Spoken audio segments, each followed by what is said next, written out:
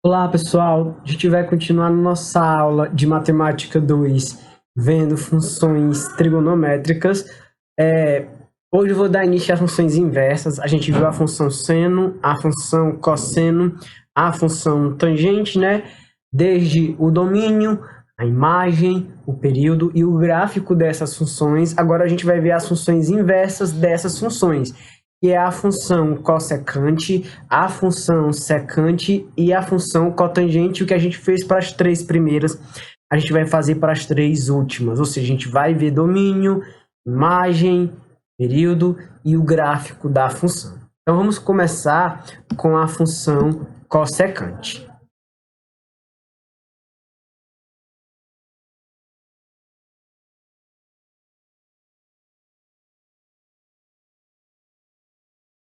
Como a função cossecante ela é o inverso da função seno, né? Então a gente vai ter que função cossecante é a função do tipo f de x igual a cossec x, né? Ou y igual a cossecante de x. Lembrando sempre que a cossecante de x é o mesmo que 1 sobre o seno de x.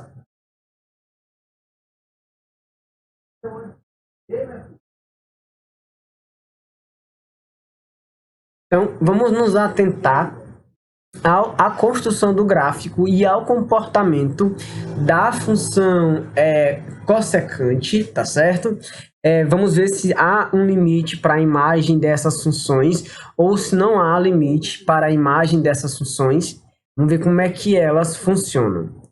Vejamos, vamos pegar aqui os ângulos, né, notáveis, que vão de 90 e 90 graus. Então, vou trabalhar com os ângulos 0 graus, 90 graus, 180 graus, 270 graus e o ângulo de 360 graus. O que é que a gente sabe sobre o seno, né, desses ângulos? O seno desses ângulos, a gente sabe que o seno de 0 é 0, o seno de 90 é 1, o seno de 180 é 0, de 270 é menos 1, que é o máximo e mínimo do valor do seno, né? E o seno de 360 é 0.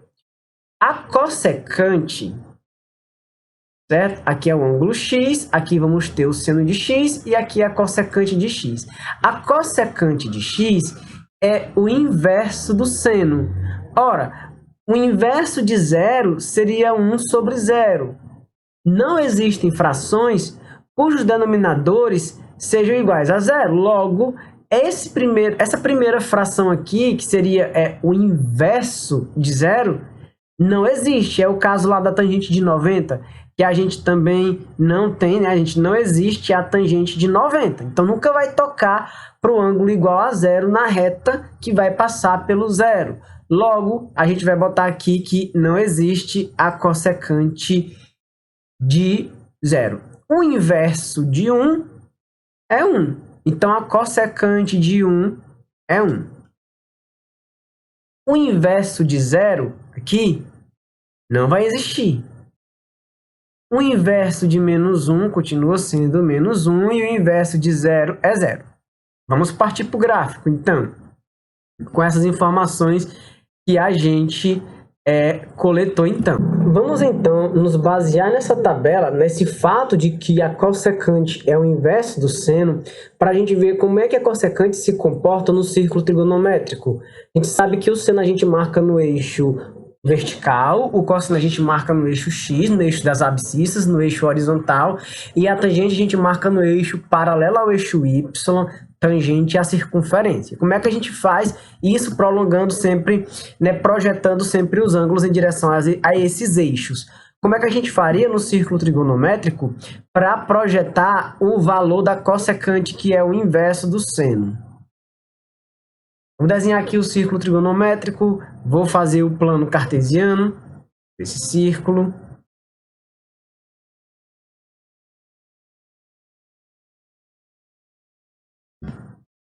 Vertical.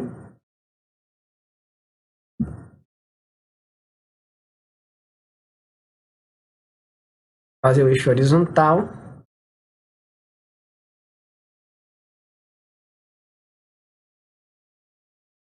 Isso aqui em 0 logo. Pronto. Tá bom. Quando a gente vai marcar a cossecante, é bem, na verdade, bem simples. É só a gente passar uma reta tangente, tá certo? A extremidade do arco em questão. Por exemplo, eu vou pegar para o ângulo de 30 graus. Vou marcar aqui o ângulo de 30 graus no círculo trigonométrico. Aqui o ângulo de 30 graus. Marquei aqui no círculo, certo? Corresponde aí à extremidade do arco do ângulo de 30 graus. A gente sabe que o seno de 30, vou deixar logo a informação aqui no canto, ó. A gente sabe que o seno de 30 é igual a 1 meio. Então, a cossecante de 30, que é justamente o inverso de 1 meio, que é 2 sobre 1, 2 sobre 1 é 2.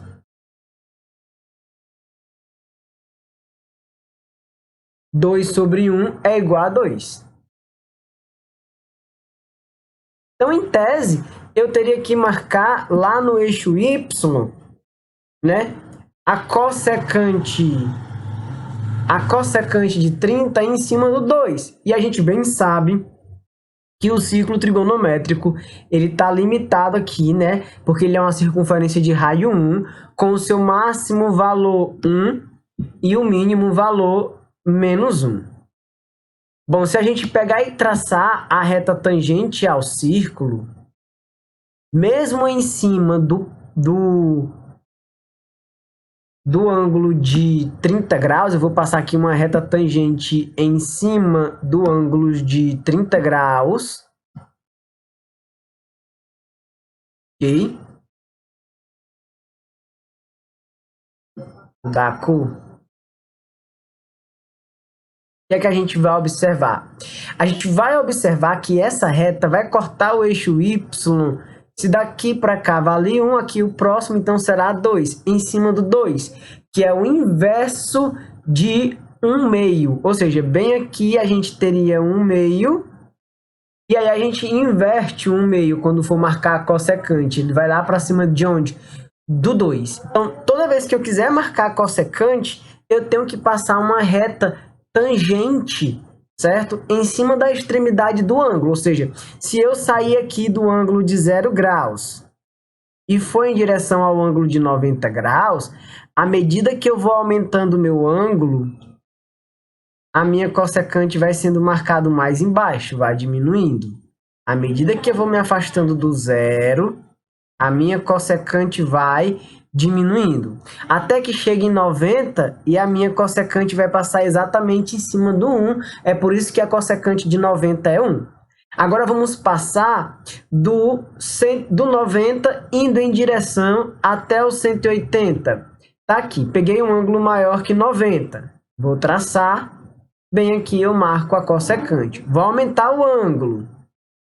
Vou traçar a tangente, bem aqui. Vou marcar outro ângulo.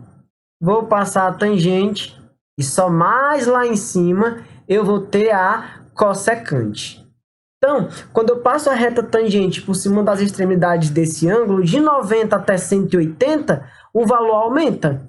Enquanto de 0 até 90, o valor vai diminuindo. Então, para a função cossecante, no caso da cossecante, de 0 graus a 90 graus, o gráfico ele decresce. Diminui. De 90 graus a 180 graus, com exceção a esse 180, porque não vai existir a cossecante de 180, nem a de 0, mas se eu for nesse intervalo de 90 até 180, os valores estão aumentando, então ela cresce, certo? Vamos ver como é que fica aqui no terceiro quadrante. Eu vou até mudar a cor, pegar a cor amarela, vou pegar um ponto aqui e vou traçar a tangente. Marca no eixo Y o valor da cossecante. Vou aumentar o ângulo. Ó, o valor da cossecante foi feito menor ou maior. do que era antes, né? Porque aqui está na parte negativa, quanto mais em cima, maior o número. Vou pegar aqui o outro ponto e vou traçar a tangente. Ó, tá se aproximando de 1 até que eu chego no de menos 1 e até que eu chego no 180 e ela vai passar exatamente em cima do menos 1. Então, de 180 até 270, cresce também. A função cresce. Significa dizer que quando a gente vai de 270 até 360, ela decresce. Se eu pegar um ângulo que está bem aqui e eu traçar a tangente, eu vou marcar bem aqui a cossecante. Se eu aumentar o ângulo, os números vão começar a descer. Ou seja, na parte negativa, quanto mais os números descem, é porque menor é o resultado, indo justamente em direção ao menos infinito. Enquanto aqui cresce indo em direção ao mais infinito. Certo? Então aqui, deixa eu ajeitar isso aqui, decresce. Como que ficaria isso no plano cartesiano? Como que ficaria toda essa situação no gráfico? Relembrando aqui, né, que os sinais prevalecem porque eu não troco o sinal, eu só inverto as frações. Então, só relembrando, os sinais da inversa permanecem. Ou seja, na função seno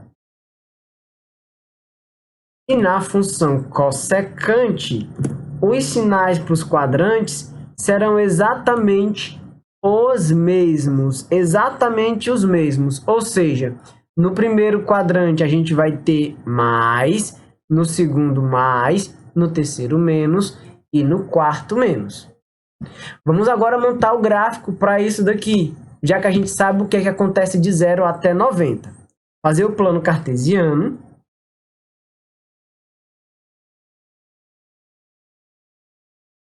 Deixar aqui 90 graus, pronto. Fazer o plano cartesiano de preto. Vou voltar para 0 graus.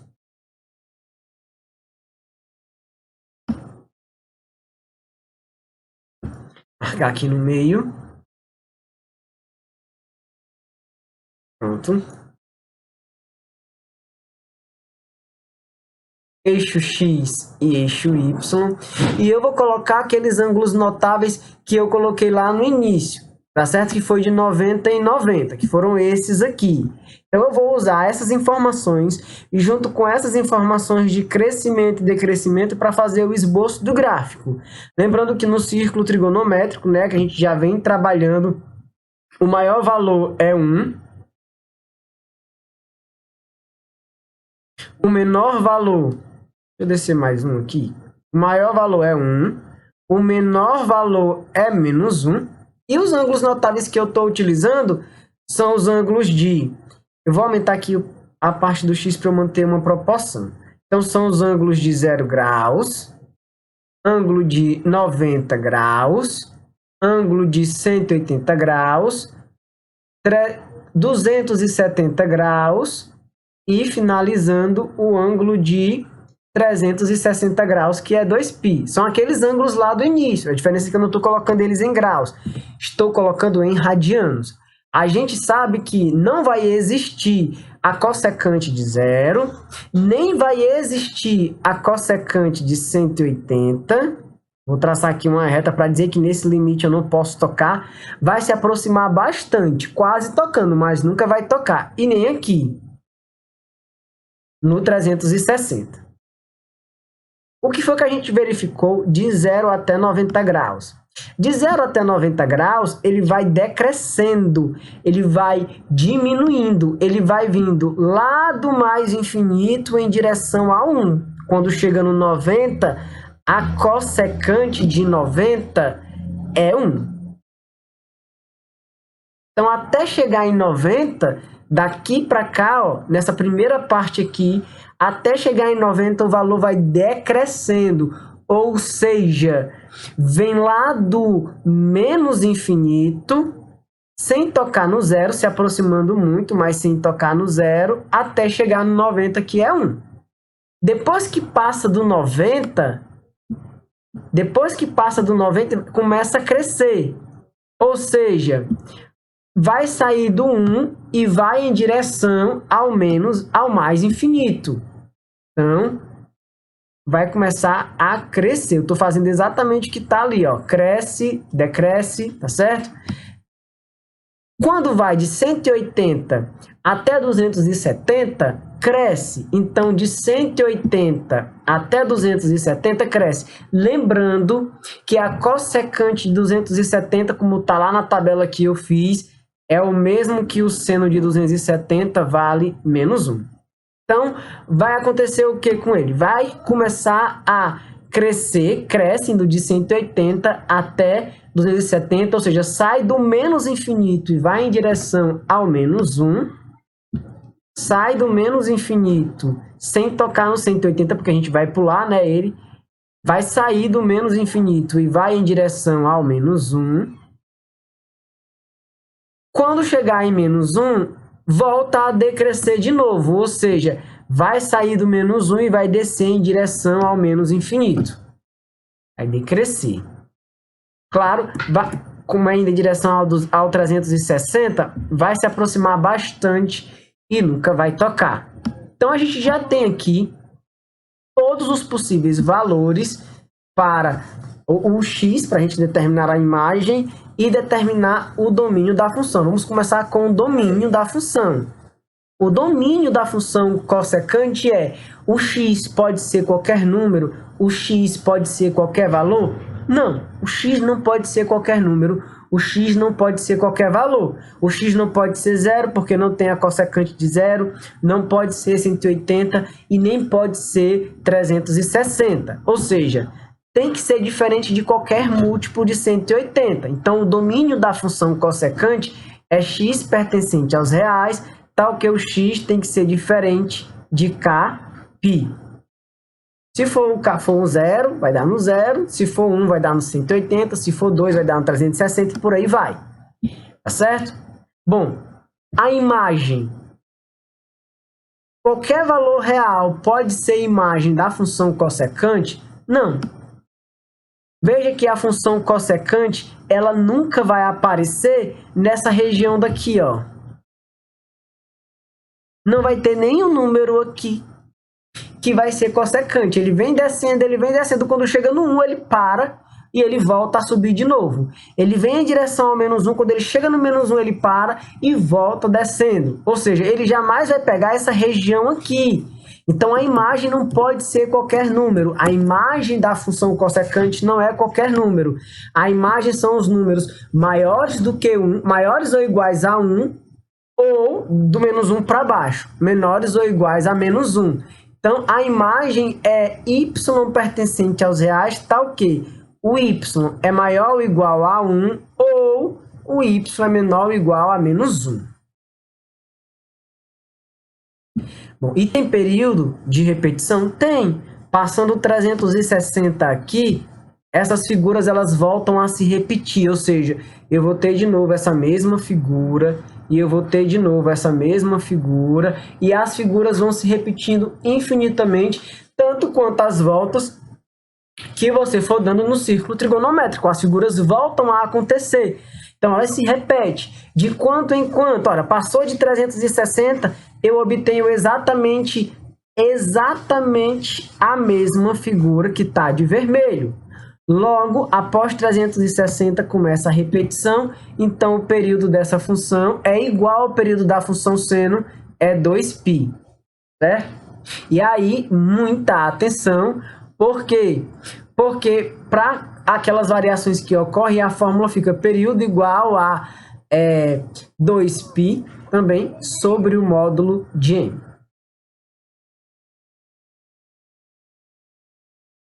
Pronto.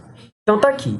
Hoje a gente estudou, analisou a função cossecante, que é o inverso da função seno. Ou seja, a gente marca ainda no eixo y, só que os resultados estão ou acima de 1 ou abaixo de 1 e nunca na região interna da circunferência. Por isso que essa região aqui de amarelo não vai aparecer na hora de determinar a imagem da função cossecante. Na próxima aula, a gente vai ver a função secante e depois a gente vai ver a função cotangente, tá certo? Então é isso, pessoal. A nossa aula de hoje fica por aqui. Até uma próxima. Tchau, tchau.